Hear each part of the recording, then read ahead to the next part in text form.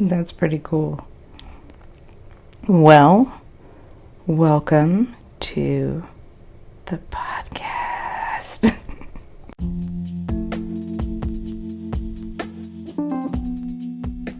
Hi, everybody. Hi, everybody. I just figured that I would say hi to everyone. I typically do this just through audio, but it's been a while since y'all have seen me. Episode 12, season 2, just coming to a very end for season 2.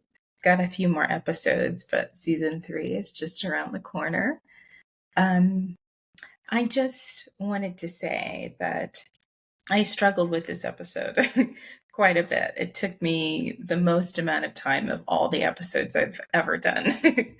And, but I'm glad that I had this experience, just like the ones that I had prior to now, where I had technical issues. I had the most amount of technical issues with this one, but it is so important for me to share this with you because your nutrition is essential to just life, if you are interested in practicing martial arts or doing anything active, it's important to take care of your health. And I'm really glad that I had the opportunity to talk to Callum. Callum has many titles, but I'm amazed by how social media has connected me with so many different people. But he's an excellent resource. Callum Weir is all the way in Australia, but he's from the UK. And I think that you will really enjoy his perspectives, and I'll link all of his resources here at the end. But without further ado, I'm introducing to you episode 12 of season 2. Thanks for listening. Hi everybody. It's a Neuromather.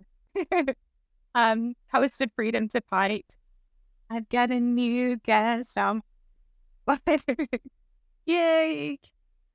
All the way in London, but you normally live.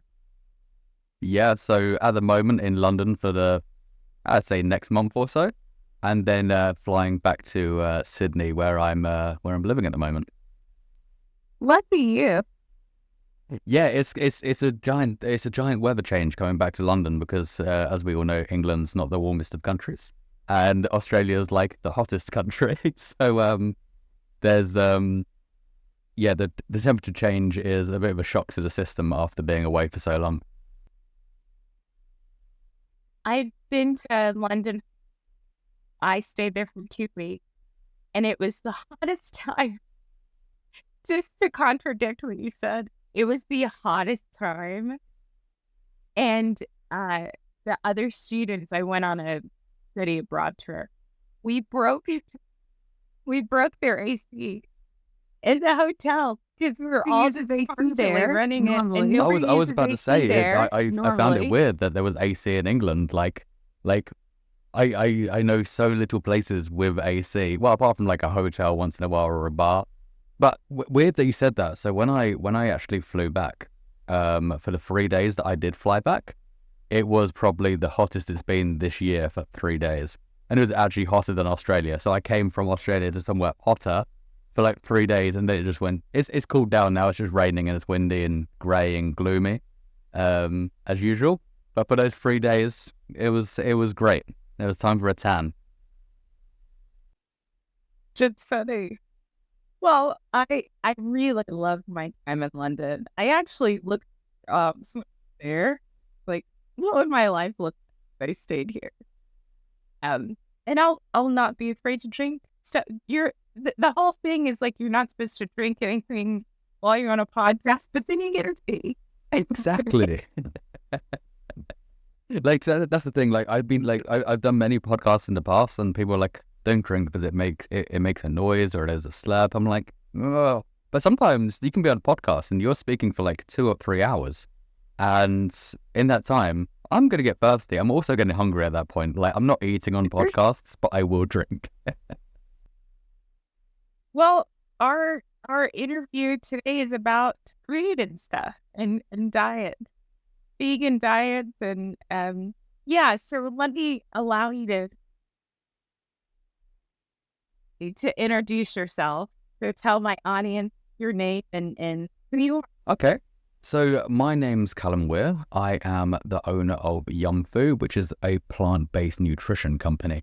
So myself, I'm a plant-based nutritionist. I'm an educational speaker, a podcast. I host myself with PlantFuelled Podcast, and a journalist for a few different magazines throughout the UK and Canada. So that's really what I do, and everything that I speak on is based on nutrition.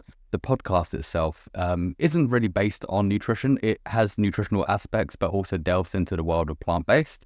So people with self-help stories where they've managed to reverse diseases that have been told that can't be reversed, along with having some of the biggest journalists, plant-based bodybuilders, and other athletes on that. So it's kind of just like a mixture. But my whole job spec, I guess, if you're gonna call it a job spec, would be nutrition. But I do delve in and out of different aspects, as well as at the moment talking about plant-based travel for people looking to travel the world, and mainly the countries that you would say aren't the most vegan friendly, I guess. And kind of like how you work your way around that. So I've been doing a bit of work on that as well.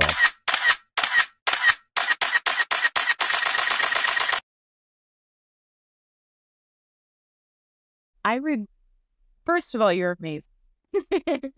Just by the way, I didn't know you were involved in so many different things. I knew a few, but I would also love to talk to you about that, because I'm in the process of moving and trying to eat healthy and just leaning on food, which is causing issues. So I'd love to talk to you about the best ways to eat healthy while you're traveling. We can just kind of get into it. Yeah, absolutely.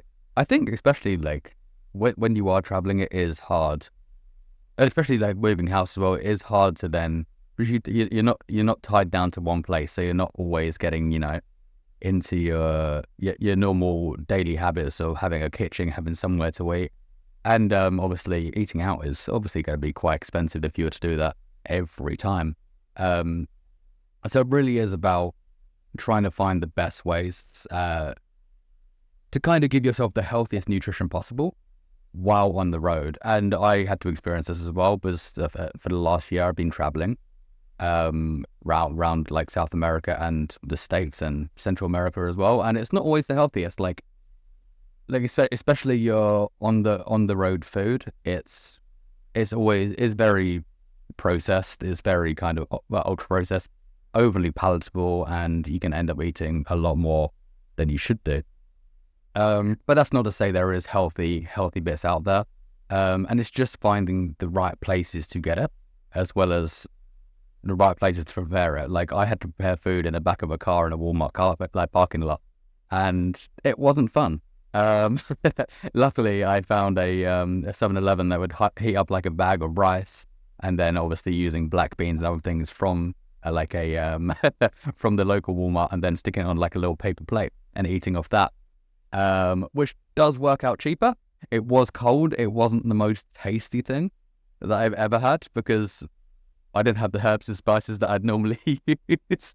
So it's finding ways like that, as well as going to like, there's always going to be, even go to a Whole Foods. You guys have Whole Foods. We don't have that over here. However, I did realize that is extortionate prices there. Oh yeah. So it is just finding bits and pieces if you're on the move to work with. Like, I know things can be more convenient that are unhealthy, and if you're leading a relatively healthy lifestyle anyway, a few days of eating some foods that aren't great for you aren't going to really harm the system. You'll be absolutely fine. It's just if you're constantly doing that. I was constantly on the move for a year and a half. So I was for a guy that's doing nutrition, not the best. But I'm either staying in like hostels or like hotels, or just in the back of like a parking lot, and you're going with the best of what you can afford at that time while traveling. Because last year I did take the year off just to kind of, test it out, take the business on the road and kind of explore. And which was great, amazing experiences. However, you do get into a pickle sometimes where you can't get all the foods that you're normally used to. And if you can, you're not going to be there long enough to have bulk of it either. Yeah. Well, I would want to invite you here at every time, and maybe we can put together. Absolutely. Teach me success. I would happily come over and teach you some stuff. I'd really love. So you're telling me this will help me do this? Sign me up. I love to cook.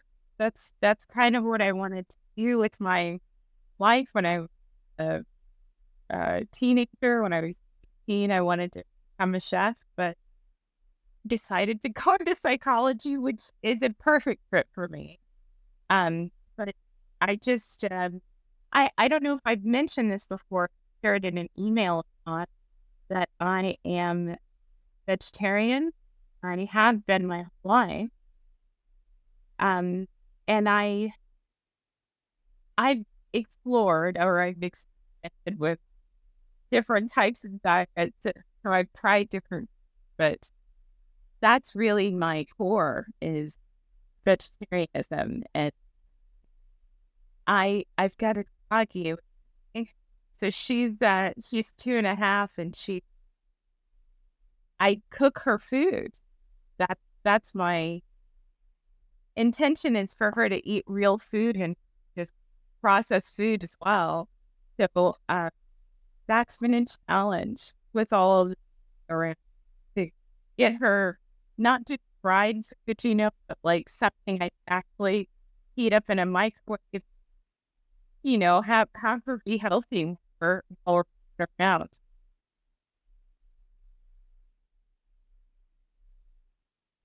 Cooking for anyone, especially somebody young as well, you're looking to help them and develop them the best you can from a young age, and you do the best you can. Because I know my upbringing, I look back at it, wouldn't have been the healthiest, but at that time it's what my parents knew.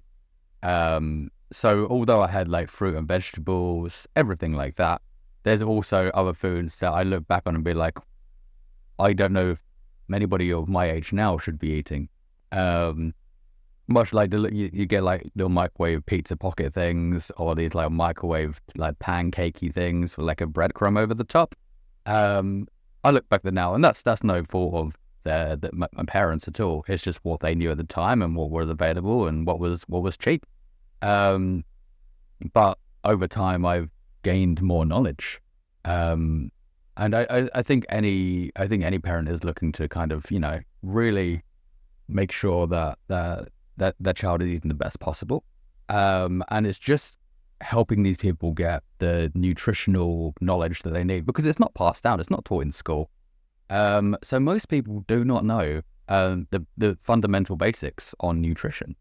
For me, I had no idea until I actually got into this world of nutrition. I had no idea, apart from like your carbs, your protein, and your fats that you need, but they'd never mentioned the other essential vitamins and minerals.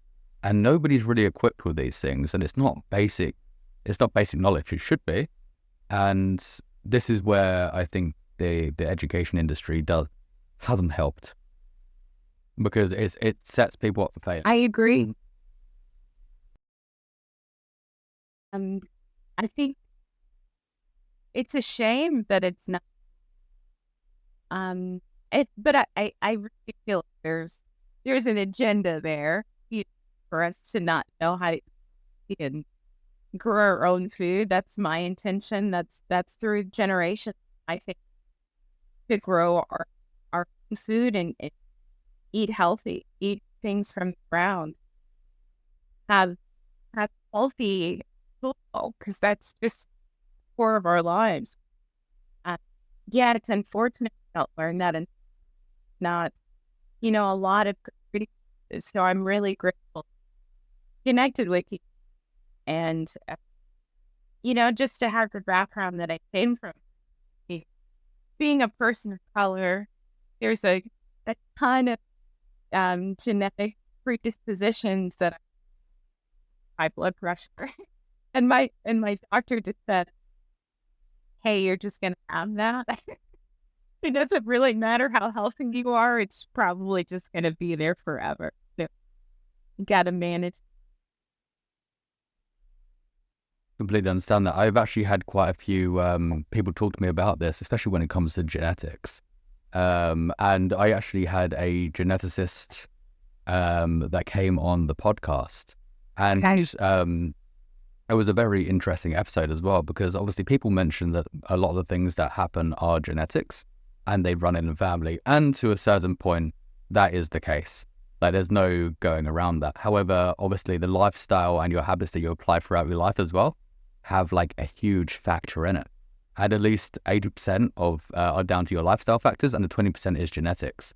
So however it is relatively low, but it's the things you do throughout your life that are going to upregulate and downregulate your genes. And obviously I try to live my life the best I can to kind of downregulate your genes as much as possible for better outcomes further down the line. And that's not to say it's for every case, because there is cases where it is completely down to genetics and there's no way of changing that. But I think there is a lot of, especially doctors that aren't that. So doctors are trained 7 hours in nutrition over 7 years. So when it comes to things like genetics, when it comes to things like diet, they're not as aware of as if you were to go to, like, let's say a physician or a nutritionist or a dietitian or a geneticist that will literally look into these things for you, because that normally give you a medical based answer, which is pops and pills. For instance, I know people that have had something that can be cured very easily by diet. However, they're like, have some statins, it's fine, you'll be fine.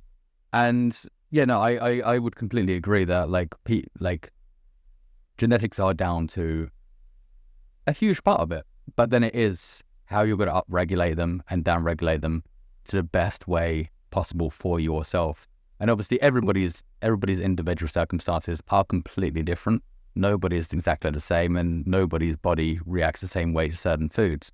So we really have to put that into perspective as well, when a lot of these things aren't being said, whether that be in a general public or that be over like medical nutrition.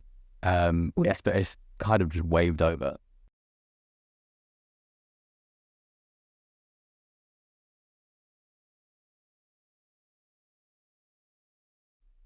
I'm so glad you did that, because not to hate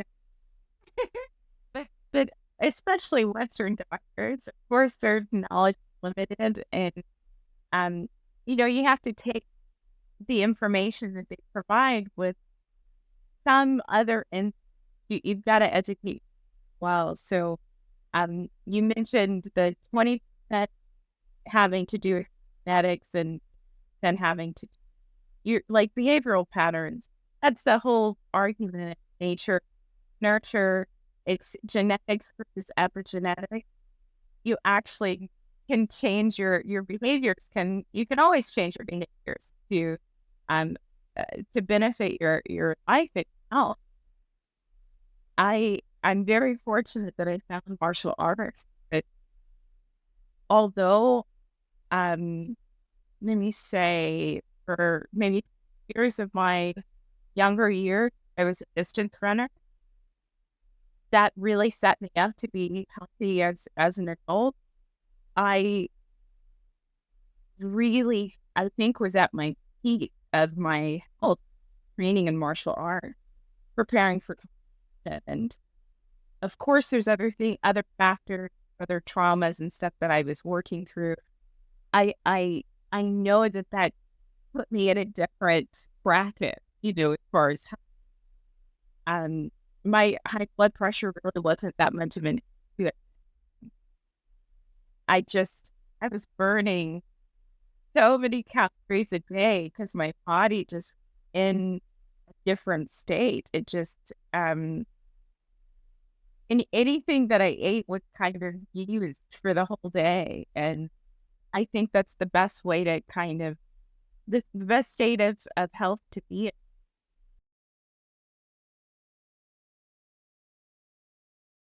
And I think, like, especially when you're looking at people like, you doing long distance running and being able to work it off, like people say you can't obviously outrun a bad diet, but at that point when you're doing that much exercise, there you can. Because I've had some athletes on the podcast that are having the worst diet possible, however still performing to like great feats. However, it's then that person in general as well. Like, you don't know what's going to go on later on down that line. You're just seeing the outcome as of that moment. But especially when we say about obviously the nature versus nurture thing as well, as you just mentioned, if we look at things like the blue zones, if we look into them, these people are eating a very kind of, healthy whole foods diet. They're doing exercise, not so much like, your gym, going to muscular, but a lot of like maybe running, walking, gardening, things like that. And they're eating a very whole foods, plant-based diet. Sometimes a tiny bit of meat as well, but nothing larger than like a deck of cards. And that's like once every few days. And they don't exercise like we do in the gym. They have good little communities. They have gardens. They move about. They aren't sitting around. And they're kind of eating off the land. And obviously they don't have these Western doctors either, as you mentioned. And they're not near any fast food chains. However, what we're seeing in those blue zone groups are these people living into hundreds as well. Like with no like none of these like issues that we're finding in the Western world. So and this isn't just like a one-off thing either. This is quite a few people in their old age in 6 different little places around the world.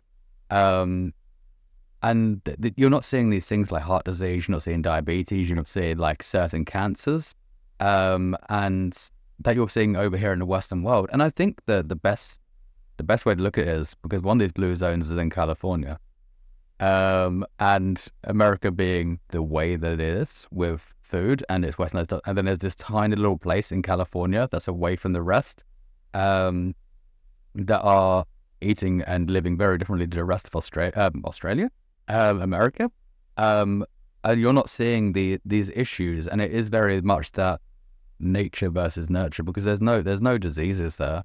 They're not having heart disease. There's no high cholesterol, anything like that, and they're a very active community and some of these people, they're like 90 years old, and they look about 50. It's wild. That's my same way. He's always been very health conscious and active.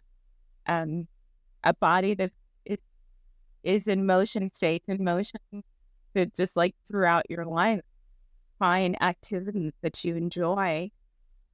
I've talked about on my most recent episode, it's episode 7, Ari. He's a Jitsi flow person. Just that people in the U.S. I'll say the U.S. because we're North America, so I'll say the U.S.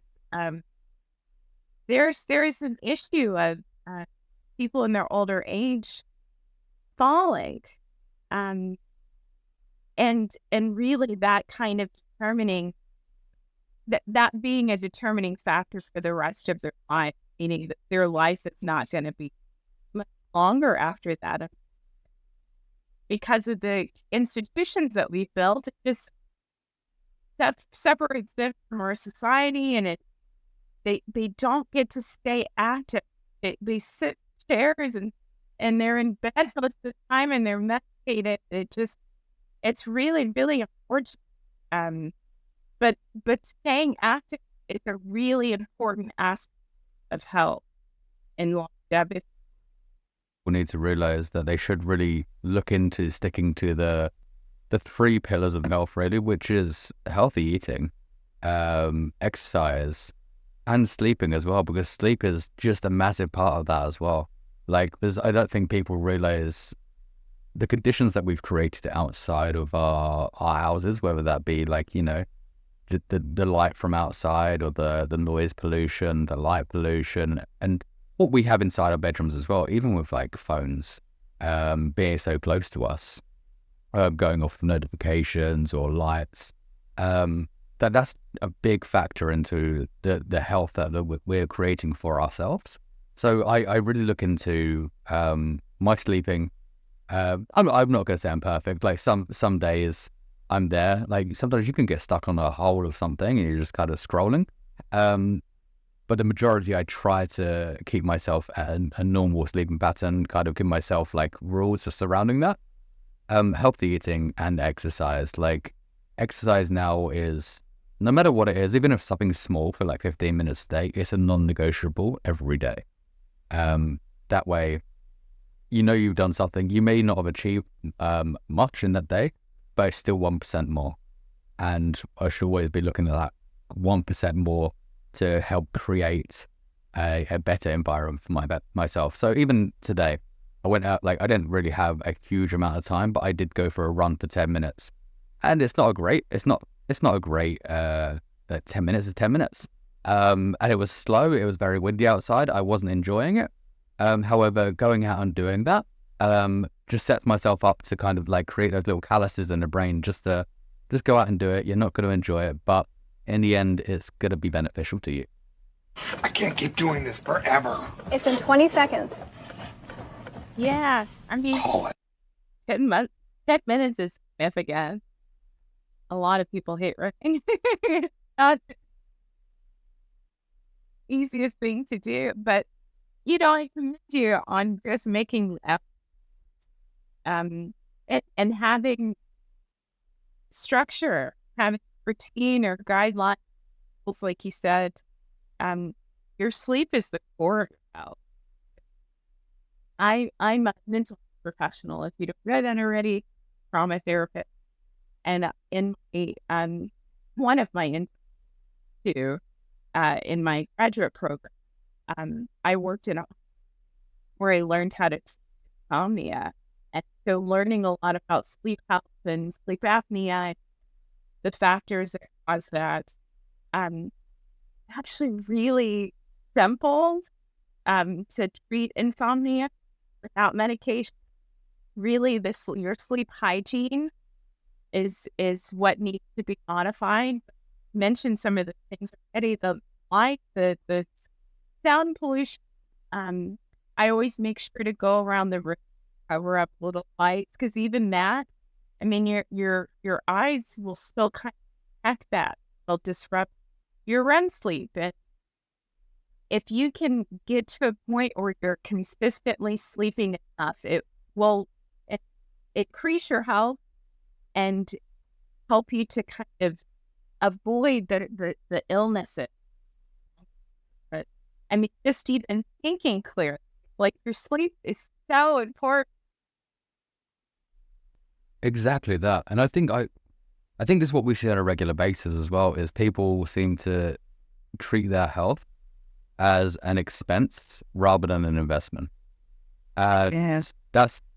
They will only try to fix something when it's normally too late. People kind of try to make that change when they've had a scare. Now, whether that be like a heart attack or something to do with sleep, like such as insomnia, or they've had a stroke because something they've done to themselves, it could be any, and then they're like, oh, I need to obviously change my life choices. But why is it at this point when it's too late? Are we in there making those choices? People don't consider it before then. So I think it's best for people to kind of, take those stepping stone steps now, even if it is that 1% a day, even if it's making a healthier choice per day. Let's say you're going for a 10-minute walk. Let's say you add some fruit and vegetables into your diet, because I think everybody knows that adding 5 fruit or veg per day is healthy. that's the general consensus, I think, around the world. No matter what diet you're on, the general consensus is eat your fruit and vegetables. Like, woohoo. So start taking your health as an investment. Don't treat it as like an expense. And then later on down the line, if something wrong does happen, you've done your best to try prevent this. And obviously, if things do happen for other various reasons, but at least you've tried the best possible way. And that mentioned that people wait till there's a problem to address it. It's the same approach that a lot of people have with mental health. Their sleep affects your mental health directly, but it's just kind of looking at health as is an investment. You got this one body, you got to your body and mind, the separation, and if it's getting quality sleep, eating quality food, eating enough and not too much. And I was eating too little at some point, and you can't be an athlete and not eat enough, food, especially burning with calories. It really is an investment. It's just to kind of make a list to target and continue to maintain it. You can't be an athlete, don't have good health. I mean, you were saying before, there are athletes, terrible diet, and they perform well, but you're just taking years off of in the future. You're just setting yourself up to have the fitness in the future because you're using all of your resources to perform at that level and not a health. So it's just it's non-negotiable. Absolutely. And I think as well as you just said, obviously the athletes as well, you're only seeing what you're seeing on the outside. You're not seeing what's going on the inside. I think the biggest athletes that you can look at for that would be bodybuilders. Aesthetically, they're great. They're muscular. They look like they're in shape. But there's a lot going on in there. People, right. a lot of the ones that are eating like a diet very rich in, like, let's say red meats, for instance, driving up that cholesterol, driving up the risk for heart disease, and many other issues. Let alone, I think we're now in a position in this day and age where a lot of bodybuilders as well are also on things like steroids, and that's also another thing that is kind of you're only seeing what you're seeing in the outside. You're not seeing what's going on inside, where these things are slowly being destroyed. That their lives inside, their livers, their hearts, as well as, and then we're seeing these like very early bodybuilder deaths, and you're like, these people looked incredible. They look like they're in the best shape, the healthiest shape, but are dying at like 40. And that, I think looking at those athletes and being like, they look great, however, they're not living the healthiest diet, is really the way to show that you can't really outrun a bad diet.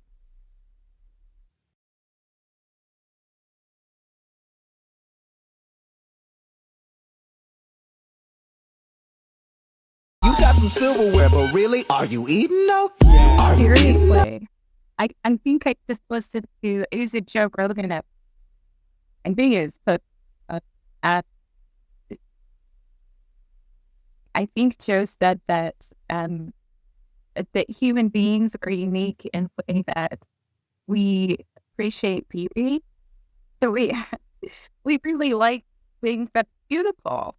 But honestly, beauty is in the eye and the beholder.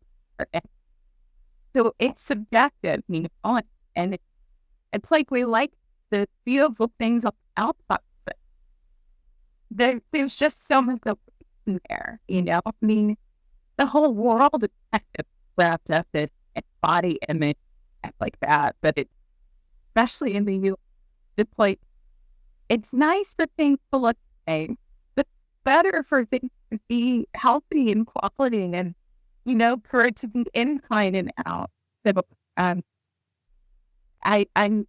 so fortunate that I have a lot of resources that people like you that are educated and nutrition and that I can lean into, because there's a lot of people that just don't. The fact that I had the opportunity to start my life area and really have the freedom to explore, different diets of pain, like that's real rare.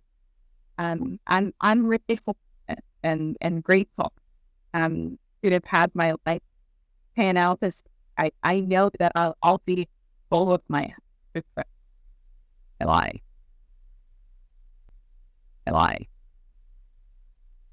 That's exactly it. Like you're the product of what you put into it. So say that one more time. You're the product of what you put into your own life. So like you showing up, you saying what you just did, and obviously creating the life you are, is you putting that effort and that effort and that like everything into moderation, everything into that, for the best outcome possible, and you're doing it. I'm showing my from what I've been taught, putting that into practice. Yeah. Before I forget, have you heard of or read the book The Fat-Free Fix? It's Dr. Kate's something. I think I heard it over. I've heard of it. I've never read it, but I have heard of it. My goodness, this book changed my life. It's Dr. Kate. I just went away. I'm sorry. Shanahan, Catherine, Dr. Catherine Shanahan, and what's her title? I think she's a nutritionist as well. And oh my goodness, this came out 2021, maybe, like peak of pandemic. This book changed my life.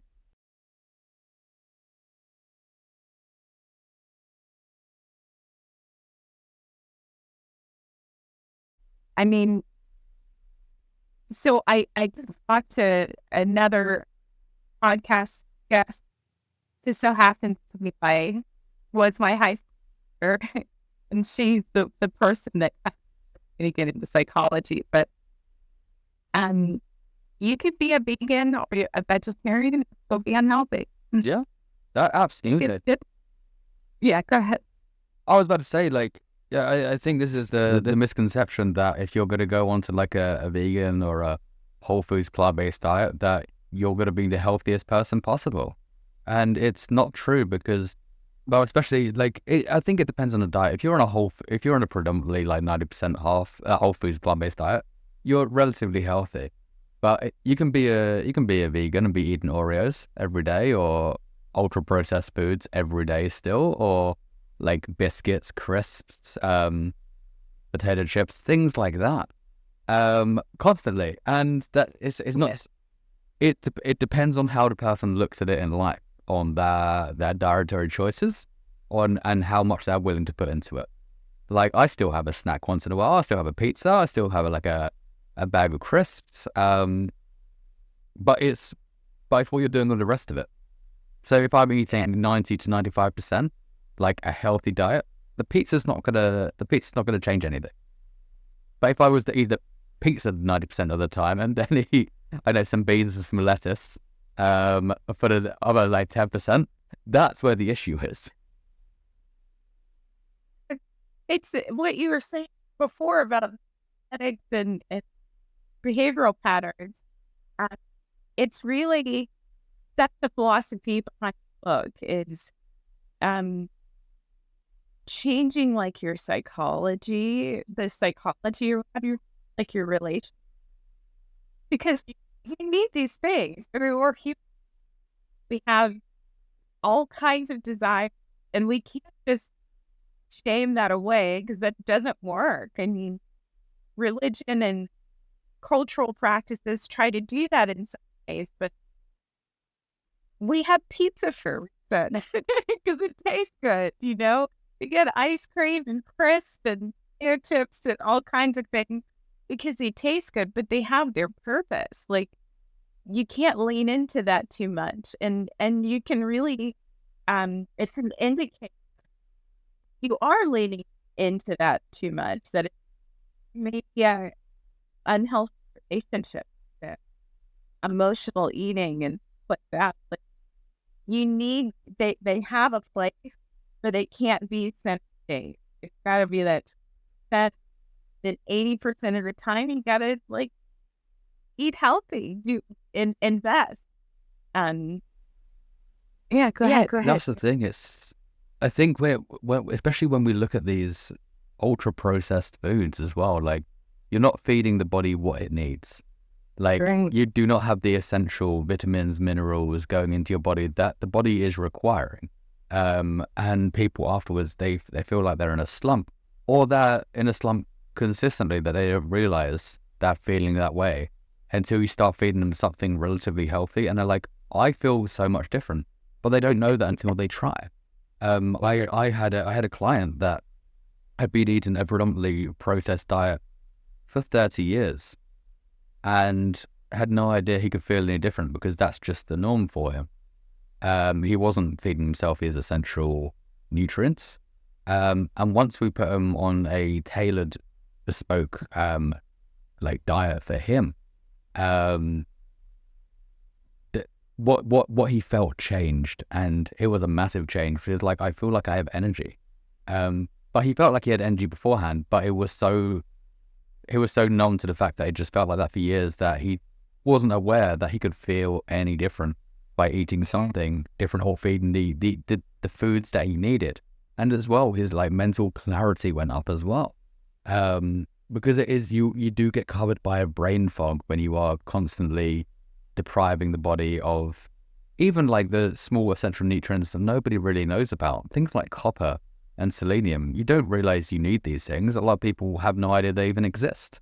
And once you start adding those in, which are great for the brain, they're like, I can feel like this. And like that, it becomes like, as you know, you're a runner.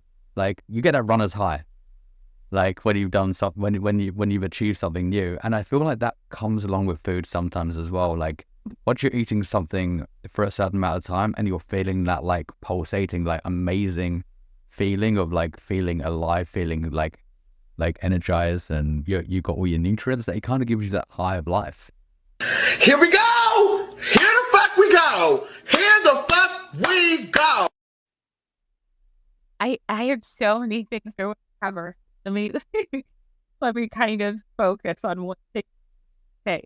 So before I move on to something else, I should talk a little bit more about that book, because it's not the hyperfix. It's not just so I changed my philosophy on eating dairy, which you have to. She doesn't force you to change your diet to be, vegan, vegetarian, or anything like that. But she really is highlighting the fact that processed food have toxic oils in it. But it's not just that. It's like in our healthy food too. And sorry, Whole Foods, but I'm calling you out, because I've been under the misconception that things are just healthy there. And if you don't read the label, you'll overlook some of these really toxic oils. And I think I saw something on your Instagram that was talking about like the right foods to eat if you're an athlete or something like that. And plantains are on there.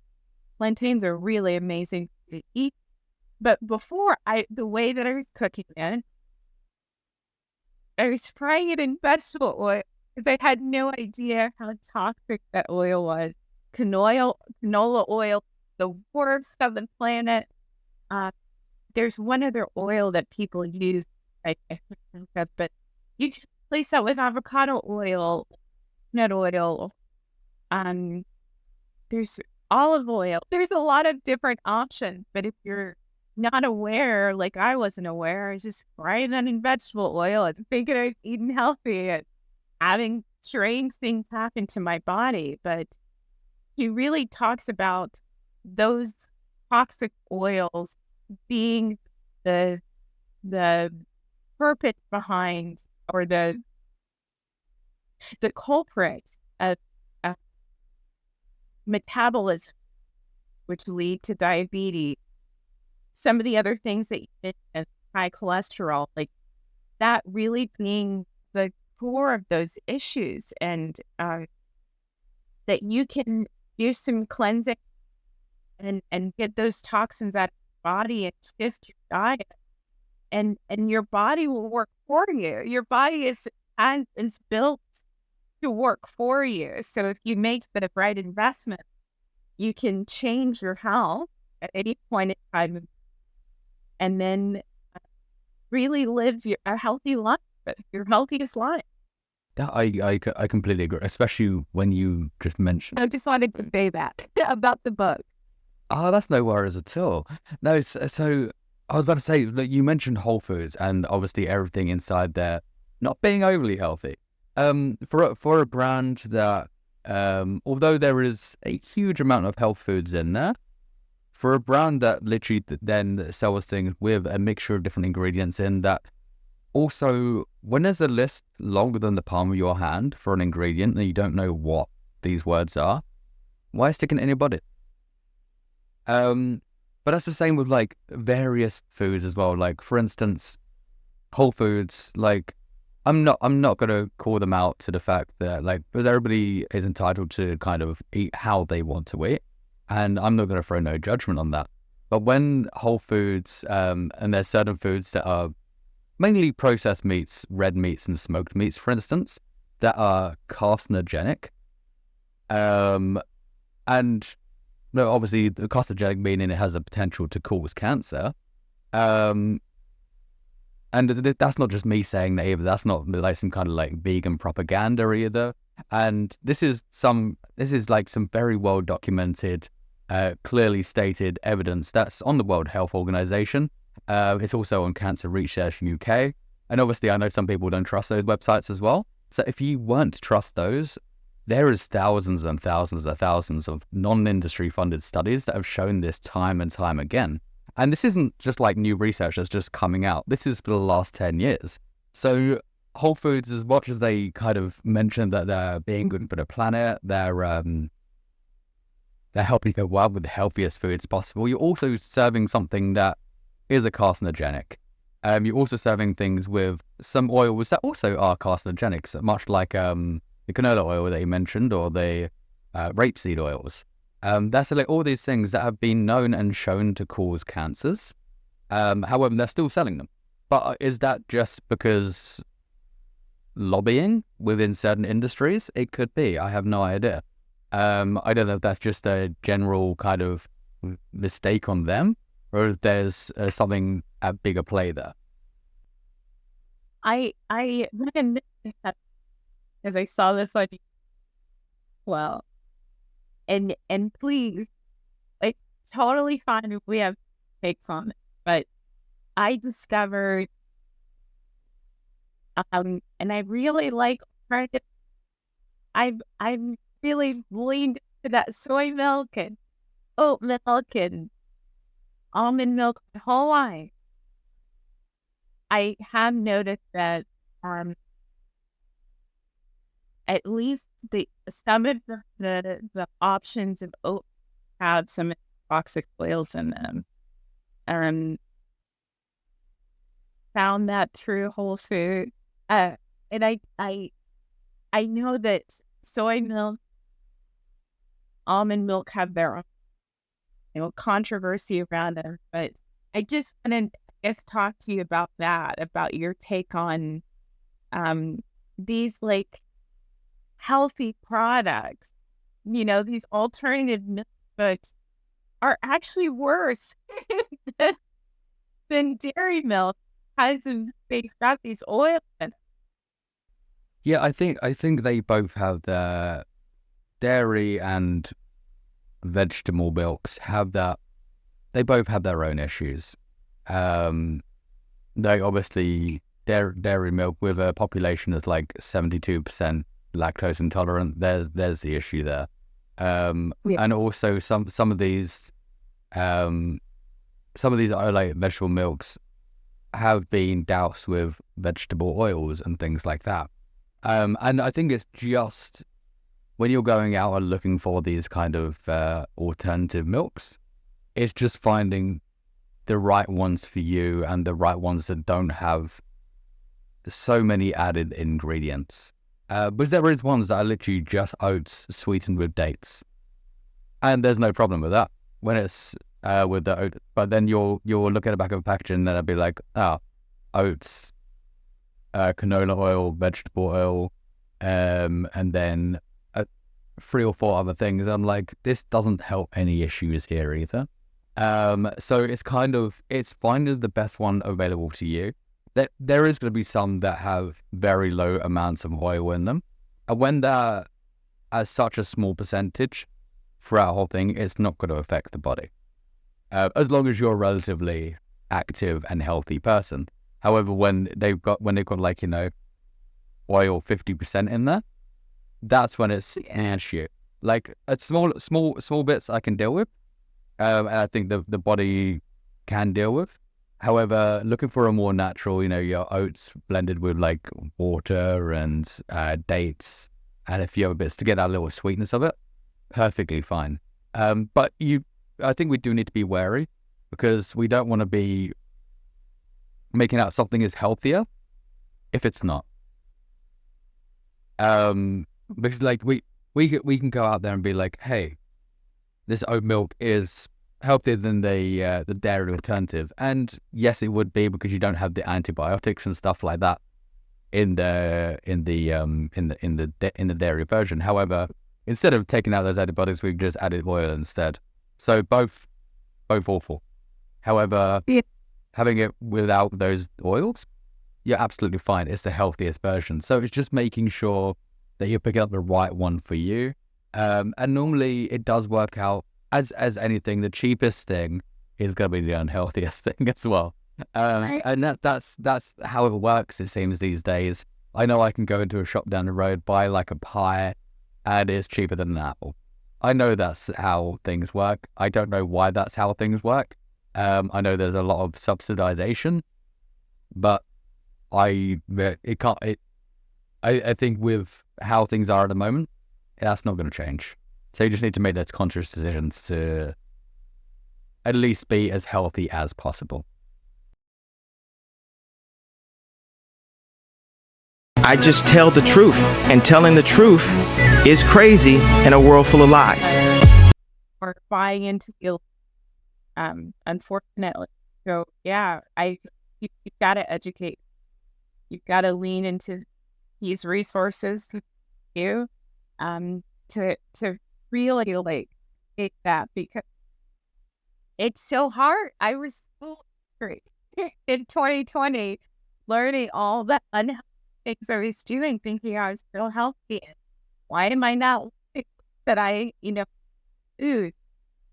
My whole metabolism has changed because of these toxic oils. But I enjoy dairy. I know that I could never be a vegan if I consuming dairy, but Dr. Kate does talk about cultured products. So cultured butter is actually it's dairy based, but let me try to articulate it. It dairy based lactose is eaten by the sugar or something like that. So it's very low content of lactose or none. And I'm lactose intolerant as well, or I had some symptoms. So, but trying like Irish butter, that's perfect. And she encourages you to kind of use generous amounts, because fat isn't bad. You just have to find the right fat are good for you. And you can do that without dairy, but fat is good for your brain. My interests are in neuroscience and neurobiology. your brain is so essential. You gotta eat for your brain. Oh, absolutely. Brain is part of your body. That's the thing. I think most people forget that everything that we do and everything that we eat is going to affect our brain at one point, because everything that we consume goes into the gut, and the gut microbes there control really what's going on. There's a book that's called 90% 10%, is it 10% human? I think it's 10% human. I'll find that later. So basically it's saying that the body is only 10%, and 90% of it is microbes from around the body.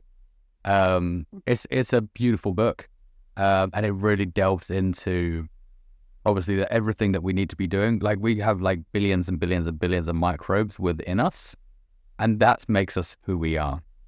Outer layer, that's just the skin. These gut microbes are affecting everything within our body. So you have a really bad gut microbe. You are putting yourself on a downhill spiral to like the worst health. And I think like obviously scientific research has shown that obviously the choice of foods that we consume directly influence our neurons and our nervous system as well, and a nervous system function. And ultimately that can affect our mental well-being as well. So that will then lock into our mental health. So if you're not treating the brain, the heart, and many other organs as they should be, or you're just feeding it constant junk, you're not gonna reap the benefits. You're just gonna bring that lower and lower and lower, break down the body until it becomes ill, whether that be ill physically or mentally. There is certain things at play that help. And I don't think people realize that the foods we eat do affect these things, like your brain and your heart and your liver. And it's really just making sure, because like, especially like mental clarity and mental health is a big subject these days, yet it's still not spoken about as much as possible. Like, we speak about obviously helping out, like asking your friend if he's okay. Yeah, that's great. We can do that. And I will happily do that to every single one of my friends. But also, is there anything else I can help do to help improve their well-being?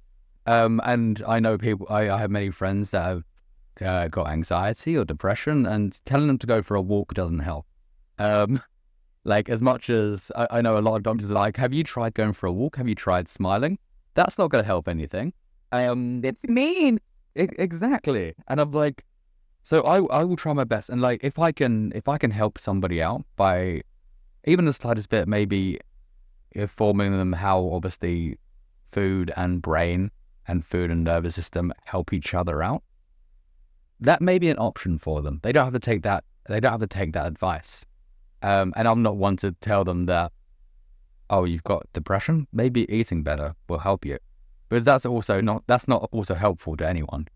But obviously acknowledging that there are different things at play that are affecting our brains and our mental state, food-wise, I think it's beneficial for it either to be taught or a bit more well-known about. Agree with you. I think that, and even like maybe cooking help better than calling them to take a walk. Can you go deal with your problems somewhere else? You're bumming me out. So, me. And I think like, I think especially I would say my generation and the generation below are very prone to depression and anxiety, and a few other issues as well. And I don't know if that's due to the atmosphere that's been created, or whether it's like, the worldwide views, security of money, security with jobs. It can be a mixture of different things. Some people have no idea why they're feeling this way, and that's also fine. But I think having things in play or educating people to be able to help is the best way forward, and that should be something that's definitely should be involved in schools. and education places, or just just education in general, how to help these situations. For instance, like, because we like, for me, I know that like the nutrient density of like whole foods are rich in essential nutrients, like such as vitamins, antioxidants, and minerals. And these nutrients play crucial roles in maintaining optimal brain health and brain function. For instance, like your B vitamins, and they're found abundantly in plant-based sources like leafy greens and legumes.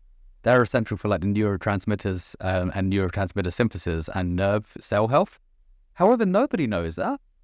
Like, I know that because I've learned it. Like, but if you were to teach people this, it may solve some issues. I'm not going to say it's going to solve everything, because that would be wrong of me to say. But knowing certain things like that, and knowing that your neurotransmitters can be affected by what's being like eaten, like that needs to be taught. That needs to be more known to the public, and hopefully that can help people. I agree, but it's obviously the responsibility still falls and to put that into practice. But there's so many people, and there's so many structures that are to keep people dark about it, not being knowledgeable about how to take care of themselves, whether it's diet or your mental health. It's like that would change the whole world if people had access to the education, but it's so profitable for the, and it's unknown, and part of like we're talking about nutrition being part of our mental health. Trauma is another aspect in the trauma therapy. Trauma is not just I hate to say that, not just in your mind, but it also is. Your mind is a part of your whole being, but your traumas can manifest as whole illness, and we were talking about your micro. I'm hearing myself say it wrong. I'm sorry. Your micro. Right? Am I saying this right? I feel like I'm saying. Yeah, the microbes or microbiota. Yeah, either one works, I think. Well, there's another book that I came across in my graduate program called The Infectious Madness, and just the history of our gut health being regulated, and that causing all kinds of trauma or manifested, leading to autoimmune diseases can lead to cancer, and this has happened in my family. It's just so important to be educated about that too, and know that your mind and your body are not separate. If you're struggling with any sort of mental mention, it can eventually ailment. But yes, you can treat with your nutrition, your overall well-being, staying active, but you can do that through therapy. You can do that alternative healing. Talked about plant medicine. Talked about a ton of different avenues, but that there has to be some sort of intention and action towards those directions, because those things are just not going to go away. It's not going to just go away if you ignore it. You've got to take some action. So whatever way you feel comfortable. Yeah. I completely agree with that, because like no matter what the issue is, whatever you're going through, you need to take action in that, and whether that is you taking some kind of control, whatever way that is, or going to somewhere like therapy, or taking control by like, finding something that interests you to take you away from the situation that you're already in, whatever way it looks like for you to kind of get out of the situation you're in, because obviously the brain does create your reality. And whatever your reality is, or however you perceive your reality, is how you're living. And no one else can tell you that's not how it is, because in your head that is how it is. So you create the reality, and however, so many people can tell you to do things, but unless you want to make that change and you go down an avenue that best suits you, or you try out a few and you try one by one to see which one works, then I don't feel like anybody, like nobody from an outside point of view could look in and tell you what to do. But as long as you're taking action yourself, and it may not happen the first few times, you may try out like 6 or 7 different things until you find something that helps you, alleviates whatever you're going through for the second. It's just being patient with it. And as long as you're taking steps, even if it's that 1%, like each day, to try and find something that's gonna help you get out of whatever you're going through, at least you're making those steps. And I think people pass judgment very easily when people say they've got like anxiety or depression or another illness. People pass judgment being like, oh, you're just not doing enough. But you don't know what a person's going through. Because in their head is that reality, and you're just looking from an outside perspective. I mean, can't wait until that is no longer the norm. Kind of like deal with or people that way, like that it's you're being lazy if you're experiencing depression. Like I have to do a better job as a professional educating the public about mental illness and what that looks like. And I've gone through all sorts of, it's just being a human being. Experiencing trauma is just part of being alive. Anxiety, and it's just part of being alive. And everybody experiences that in a different way, but in no way should, because it's just being a human being and having a human experience, just perhaps not knowing the best way to deal. And going after someone that's just like the worst that you could do. You're just kind of causing more of that to humanity. If you're putting elements, shame causes mental illness. It just does. So there's enough research that supports that. Dr. Brene Brown from Texas as well. Oh my goodness, a shame researcher. Just there's enough research out there. Not the way to how to approach people. Just stop doing it, please. Exactly that. And I think I've had these conversations with people that don't seem to understand it.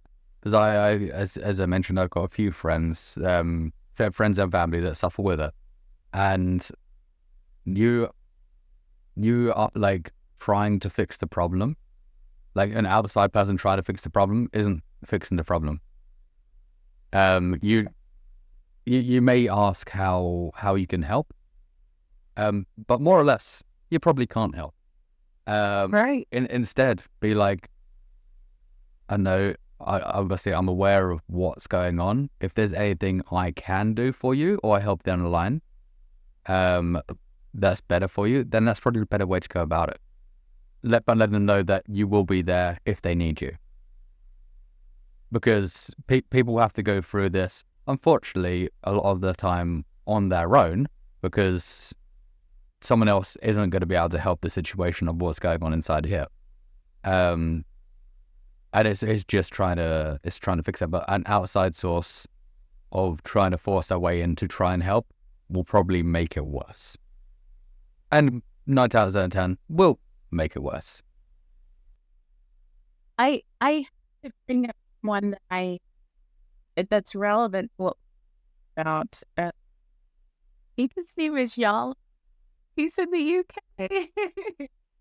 Harnett, what's the name of his book?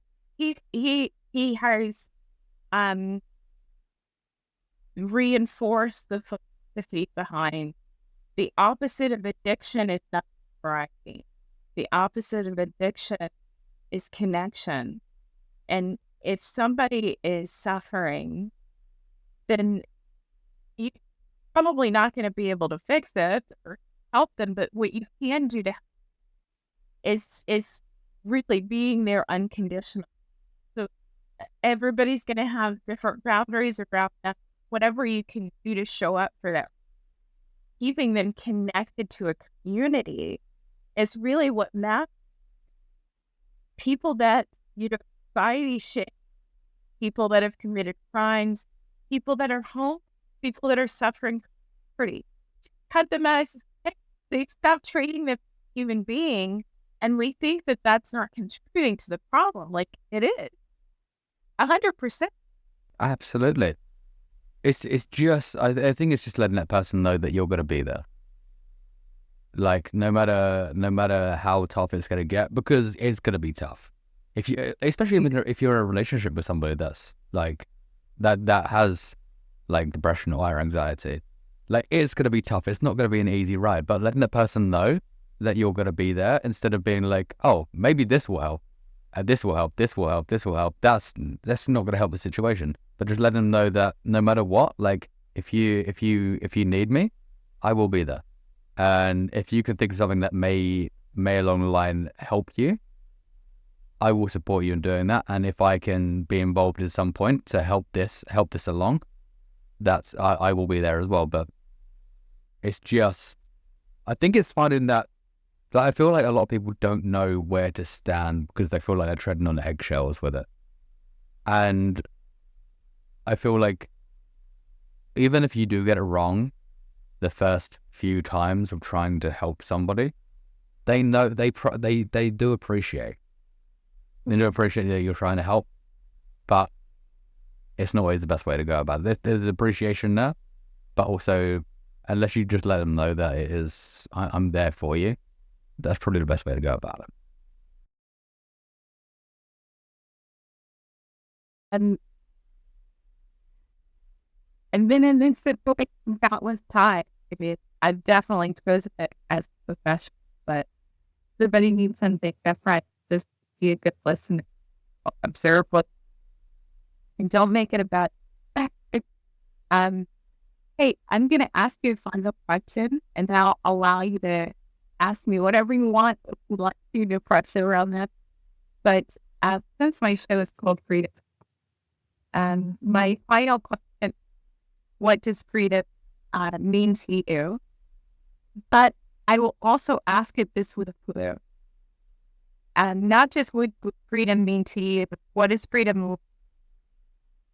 So you can answer it either way, because one kind of sounds like a definition and the other kind of sounds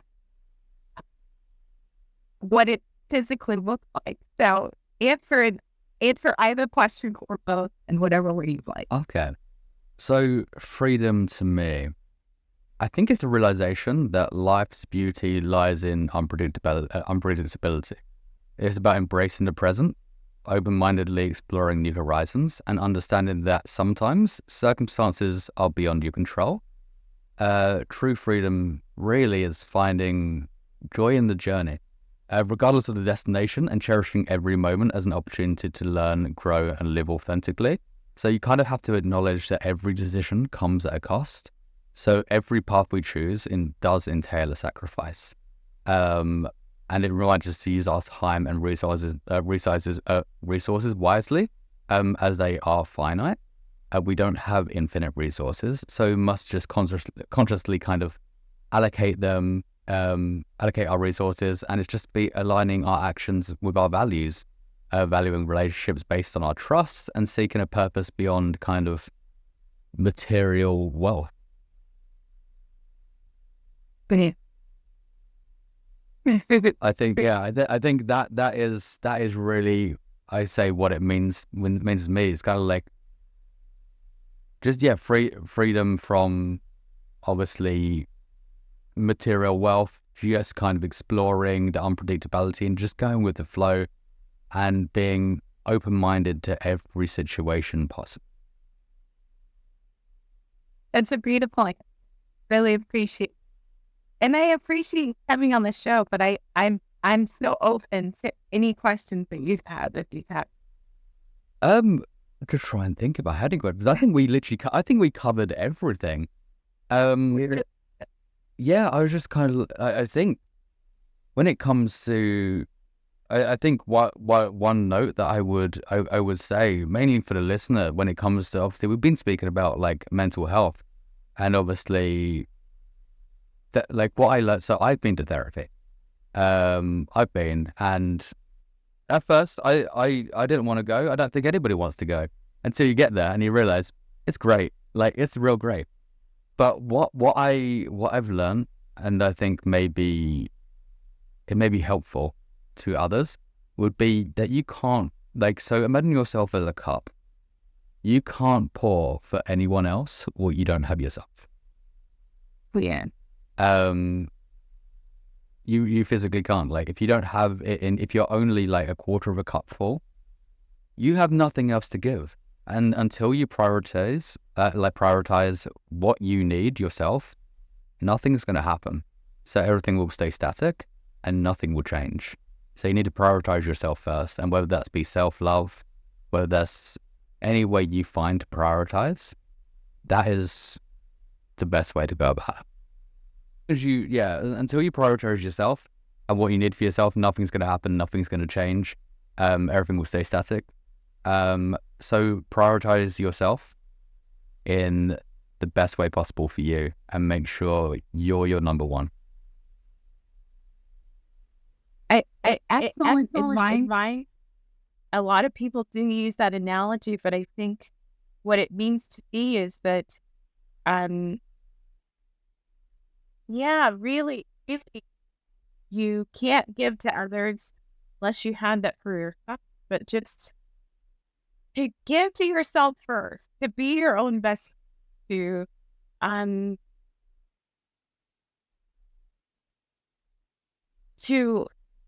give yourself all of the things that you need, and then allow other people to do that for you. Like, I'm a very independent person. I love doing podcasting with a boss. I love working as a professional right now because I don't have a boss, but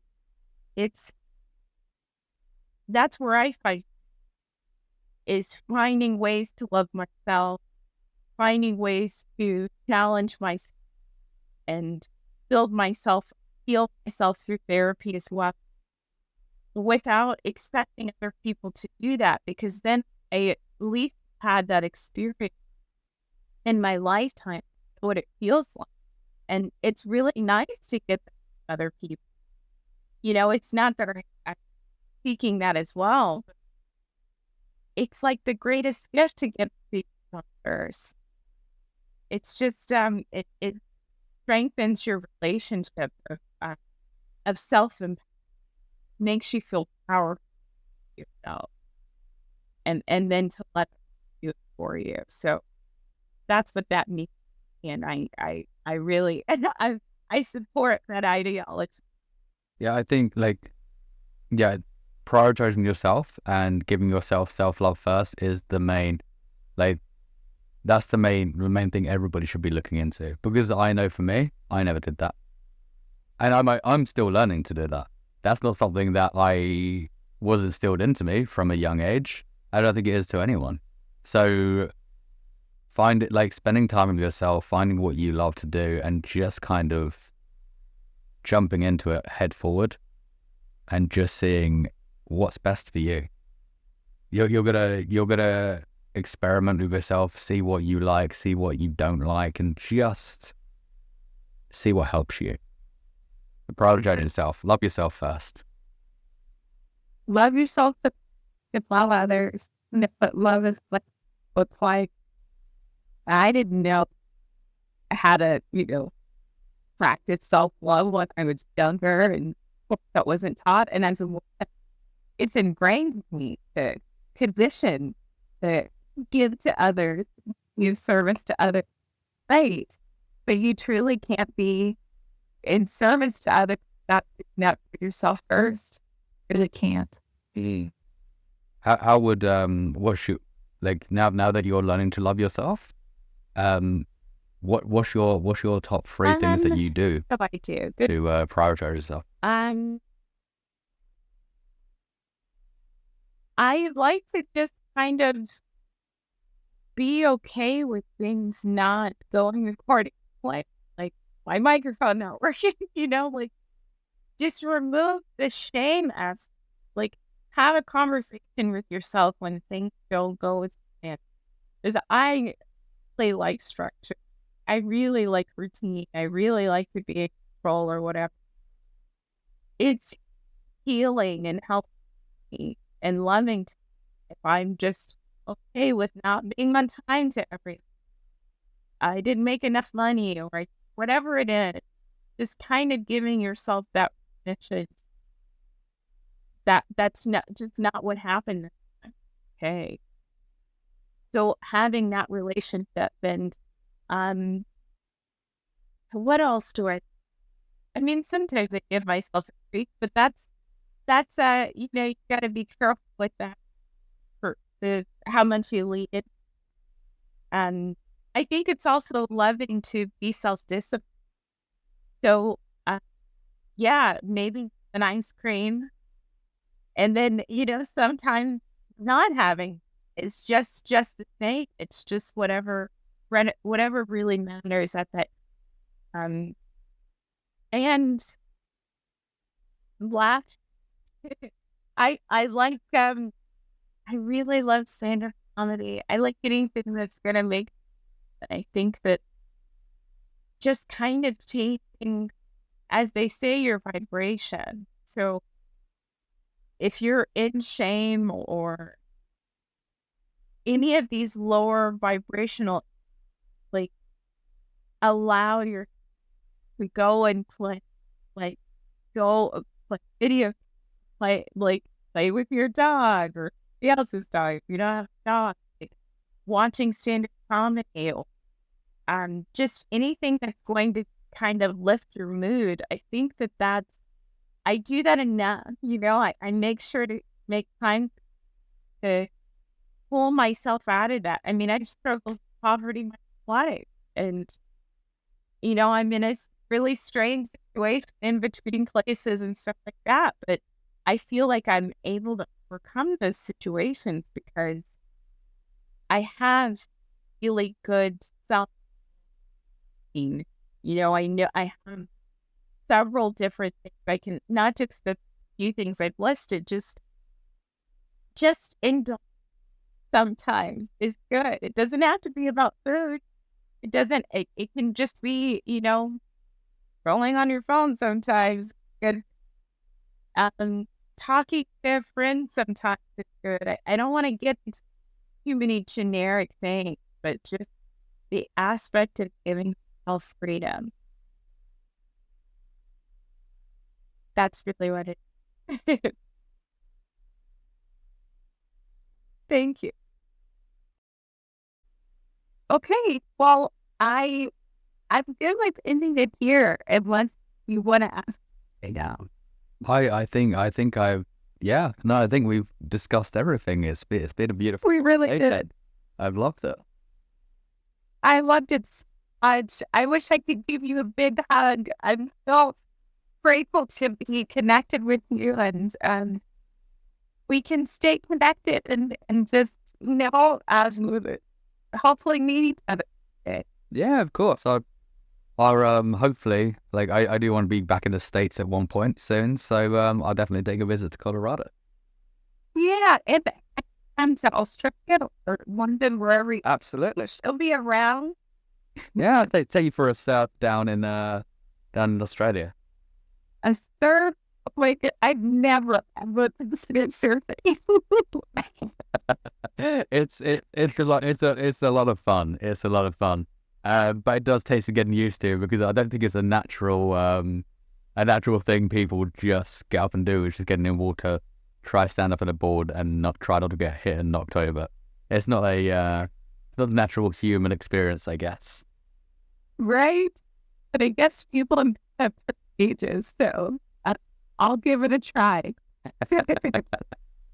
Emily, absolutely. So nice to meet you this way, Callum.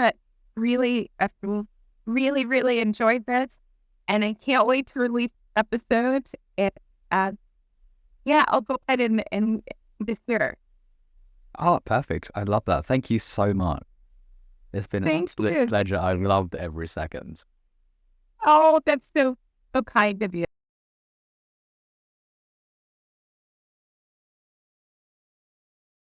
What's up, legends? I'm Callum. I'm your go-to plant-based nutritionist, educational speaker, and columnist, and the owner of Yumfu. So it turns out I'm late to the Instagram game talking, but I blame that on the whole busy dancing videos and all those weird little clips I was doing for a long time. But here we are, I'm now speaking to you, the camera.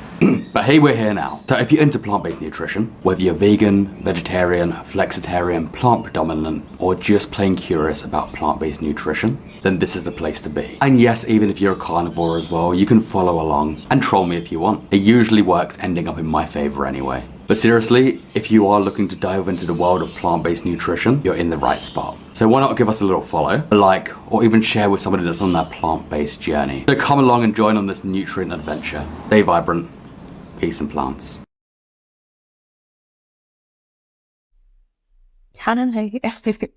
Well, that's it. I am so happy I was able to share this episode with you, and thank you for listening. I'll have some questions here at the end, a poll that you can participate in. You can give me feedback on this episode. If you're interested in contacting me or being on the show, you can email me at freedom2fight@gmail.com. The 2 is TWO. You can find me on Instagram at freedom_2_fight. You can find me on Facebook, Freedom to Fight, YouTube, Freedom to Fight. I'll put all that information in the description box. If you'd like to reach Callum, you can find him on Instagram, his website. I will leave all of that information in the description box. Feel free to reach out to me or him. And thank you again for listening. New episodes coming. Thanks.